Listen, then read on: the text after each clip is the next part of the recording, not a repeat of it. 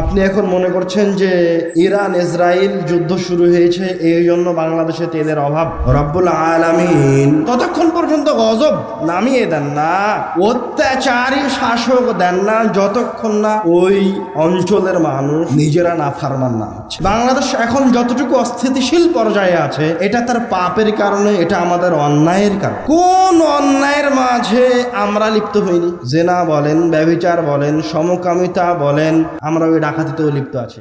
বর্তমান যেই অবস্থায় বা যেই পৃথিবী বা আমাদের দেশ যে ক্রান্তি লগ্নে অবস্থান করছে, যে নানান বিপদের সম্মুখীন আমরা এখন হয়ে আছি, দেশ পৃথিবীর বিভিন্ন প্রান্তরে যে হত্যাযজ্ঞ চলছে, গাজার মাটিতে হোক, মিয়ানমারে হোক, আর কোনো জায়গায় হোক, যত জায়গায় মুসলিম নিধন চলছে, অনাচার সৃষ্টি হয়েছে, সব কিছুর পিছনে আমরা মানুষেরাই দায়ী। এমন কোন মুসলিম উম্মাহের ওপর রব্বুল আলামিন গজব চাপিয়ে দেননি জোরপূর্বক, যারা গজবের অধিকারী হয়ে যায়। কথাটা মনে হয় বুঝতে পারলেন। রব্বুল আলামিন ততক্ষণ পর্যন্ত কোন উম্মাহের ওপর গজব চাপিয়ে দেন না, জুলুম চাপিয়ে দেন না, কোন জালেম শাসক অত্যাচারীকে চাপিয়ে দেন না, যতক্ষণ পর্যন্ত না তারা ওই জালেম শাসকের হকদার না হচ্ছে। কথা কি বুঝতে পারলেন? তো মানুষ যখন অন্যায়, অনাচার, পাপ কাজ, রাহাজানিতে নিজেকে তার উপযুক্ত করে নেয়, তখন রব্বুল আলামিন তার ওপর থেকে রহমতকে উঠিয়ে নেন, নেয়ামতকে উঠিয়ে নেন, এবং যারা তাদের উপর অত্যাচার করবে এবং রব্বুল আলামিনের গজব নেমে আসে। আপনি এখন মনে করছেন যে ইরান ইসরায়েল যুদ্ধ শুরু হয়েছে এই জন্য বাংলাদেশে তেলের অভাব, এটা আপনি দেখতে পাচ্ছেন। আরও যে বিভিন্ন দেশে অত্যাচার চলছে মুসলমানদের উপরে, আপনি মনে করছেন যে মুসলিম শাসকেরা লড়াই করছে না এই জন্য তাদের উপর গজব নেমে এসেছে। না, এটা নয়। তার আগের সবচেয়ে বড় কারণ হলো আপনারা নিজেরা, সাধারণ জনগণেরা এমন নাফরমান হয়ে গেছেন যে রব্বুল আলামিন আপনাদেরকে অসুবিধায় বা গজবে রেখেছেন, অত্যাচারী শাসকের অধীনস্থ করে দিয়েছেন আপনার পাপের কারণে। আর আপনি এখন বিপদে পড়ে আছেন আপনার পাপের কারণে, কিন্তু এই বিপদে পড়ার ওসিলা করে দিয়েছে ওই যুদ্ধটাকে। কথাটা কি বুঝতে পারলেন? মানে এটা আমার আপনার পাপের কারণে, এটা নতুন নয়, এটা আজকের পৃথিবীতে নতুন নয়। এর আগেও রব্বুল আলামিন যারা পাপ কাজে লিপ্ত হয়েছে এবং পাপ কাজে লিপ্ত হয়ে ফিরে আসেনি, পাপে লিপ্ত হতে হতে একদম চূড়ান্ত পর্যায়ে চলে গেছে, তখন রব্বুল আলামিন ওই কওমকে ধ্বংস করে দিয়েছে। কিন্তু উম্মতে মুহাম্মাদের উপর রব্বুল আলামিনের এক বিশেষ রহমত যে তিনি কখনো উম্মতে মুহাম্মাদিকে ধ্বংস করবেন না। যেমন যাদেরকে ধ্বংস করা হয়েছে, রব্বুল আলামিন লূত আলাইহিস সালাতু ওয়াস সালামের কওমকে ধ্বংস করে দিলেন। কি কারণে? লূত আলাইহিস সালাতু ওয়াস সালামের কওমকেও লূত আলাইহিস সালাতু ওয়াস সালাম সতর্ক করেছিলেন, দাওয়াত দিয়েছিলেন, কিন্তু তারা রব্বুল আলামিনের দাওয়াতে সাড়া প্রদান করেনি। রব্বুল আলামিন কুরআনুল কারীমে বলছেন, ইন্নাকুম লাতাতুনার রিজাল, তোমরা তোমাদের পুরুষদের কাছে যেতে, সমকামিতা করতে, ওয়াতাকতাউনাস সাবিল, এবং তোমরা রাস্তাঘাটে ছিনতাই করতে, চুরি ডাকাতি করতে, ওয়াতাতুনা ফি নাদিকুমুল মুনকার, এবং তোমরা একত্রে পতিতালয়ে জমা হয়ে জেনায় লিপ্ত হতে। যখন তারা এরকম ভয়ঙ্কর ফাসাদ পৃথিবীতে সৃষ্টি করেছিল এবং ফিরে আসেনি, দায়ের দাওয়াতকে গ্রহণ করেনি, তখন রব্বুল আলামিন তাদের ওপর পাথরের বৃষ্টি বর্ষণ করেছেন। হিজারাতাম মিন তিন, ফেরেশতারা তাদের উপরে এমন পাথরের বৃষ্টি বর্ষণ করেছে যে তারা ওই পাথরের বৃষ্টিতে ওই জায়গায় যে যেভাবে ছিল ওইভাবে মরে গেছে, ওইভাবে আছে। আল্লাহ রব্বুল আলামিন আপনারা জানেন যে ফেরাউনকেও ধ্বংস করে দিয়েছেন। ফেরাউনকেও রব্বুল আলামিন সরাসরি ধ্বংস করেননি, তাকেও রব্বুল আলামিন সুযোগ দিয়েছেন। মুসা আলাইহিস সালাতু ওয়াস সালাম, হারুন আলাইহিস সালাতু ওয়াস সালাম তাকে সতর্ক করার জন্য, তার কওমকে দ্বীনের দিকে আহ্বান করার জন্য বারবার গেছেন। উত্তরে ফেরাউন বলেছেন, সাহিরুন আও মাজনুন, তুমি পাগল হয়ে গেছো, তুমি জাদুকর। এবং ফেরাউনের সম্প্রদায় মুসা আলাইহিস সালাতু ওয়াস সালাম এবং বানু ইসরাইলের যারা পুরুষ সন্তান ছিল তাদেরকে জবাই করেছে। যখন অত্যাচার চরম পর্যায়ে চলে গেছে এবং যে দুই একজন দায়ী ছিল, ভালো মানুষ ছিল, যারা দাওয়াতি কাজ করতো, তাদেরকেও যখন হত্যা করার জন্য ফেরাউন ধাওয়া করেছে, তখন রব্বুল আলামিন তাদেরকে পাকড়াও করেছেন। ফাআখাযনাহু ওয়া জুনুদাহু ফানাবাযনাহুম ফিল ইয়াম্মি ওয়া হুয়া মুলিম।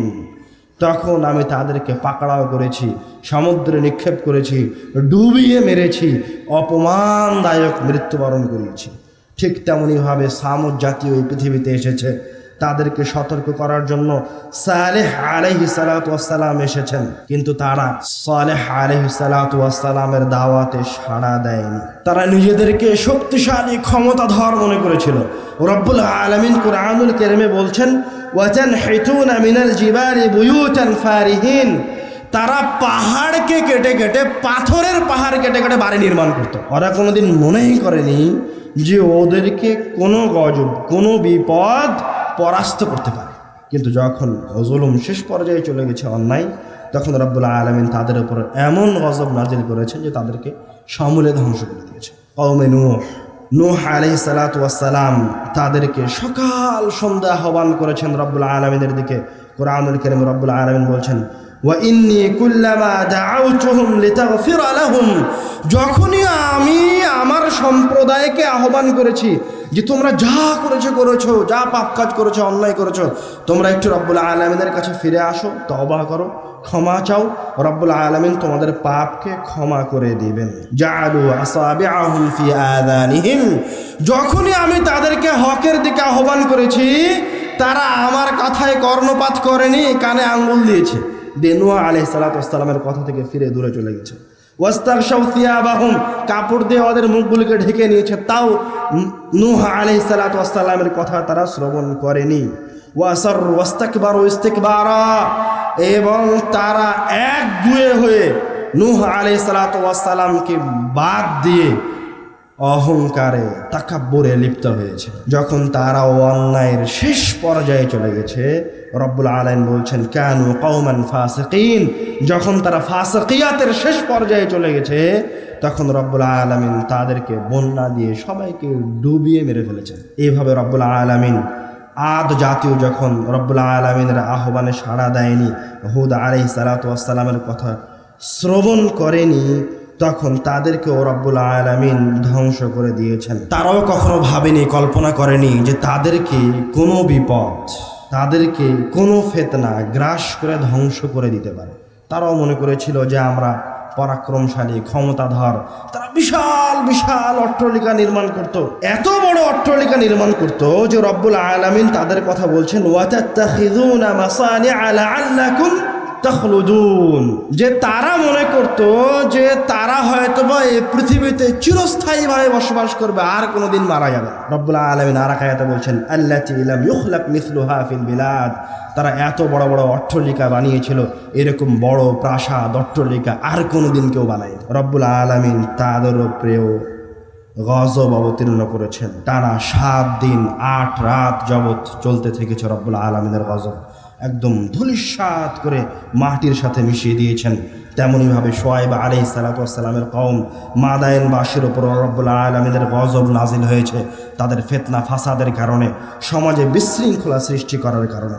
রব্বুল আলামিন কোনোদিন কাউকে, কোনো কওমকে ততক্ষণ পর্যন্ত পাকড়াও করেন না, তাদের ওপর ততক্ষণ পর্যন্ত জুলুম নামিয়ে দেন না, গজব নামিয়ে দেন না, জুলুম নয়, ততক্ষণ পর্যন্ত গজব নামিয়ে দেন না, অত্যাচারী শাসক দেন না, যতক্ষণ না ওই অঞ্চলের মানুষ, ওই এলাকার মানুষ নিজেরা নাফরমান না হচ্ছে।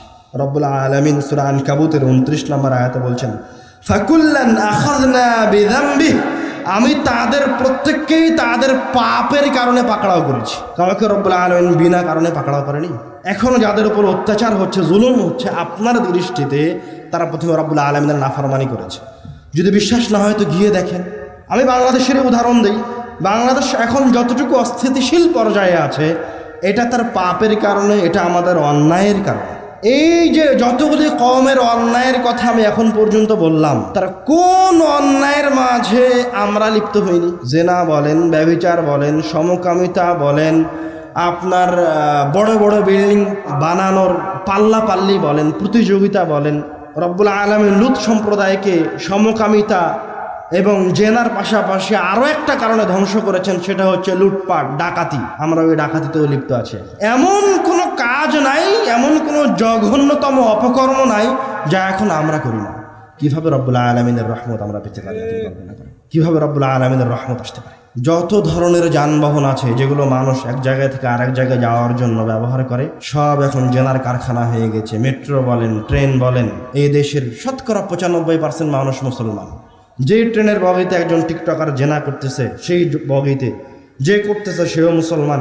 যারা তাকিয়ে থেকে তাদের দিকে দেখছে, মজা করছে, আনন্দ নিচ্ছে, তারাও মুসলমান। যে অফিসে আপনি 12 ঘন্টা বসে থাকেন, ডিউটি করেন নিয়মিত, দিনের অর্ধেক সময়, জীবনের অর্ধেক সময় যে অফিসে আপনি অতিবাহিত করছেন, ওই অফিসের যে রুমে বসে আছেন তার পাশের রুমে আর একজন জেনায় লিপ্ত, তার পাশের বাথরুমে আর একজন জেনা করছে। তো কিভাবে রব্বুল আলামিন আপনার উপর রহমত বর্ষণ করবেন অথচ আপনার পাশে আর একজন জেনা করছে? আপনার পাশে আপনি একজন তাসবিহ পড়ছেন, সুবহানাল্লাহ, আলহামদুলিল্লাহ, লা ইলাহা ইল্লাল্লাহ, আয়াতুল কুরসি পড়ছেন, কত দোয়া পড়ছেন, আর পাশে আপনার আর একজনের কাছ থেকে সুদ ছাড়া, ঘুষ ছাড়া কাজ করছে না।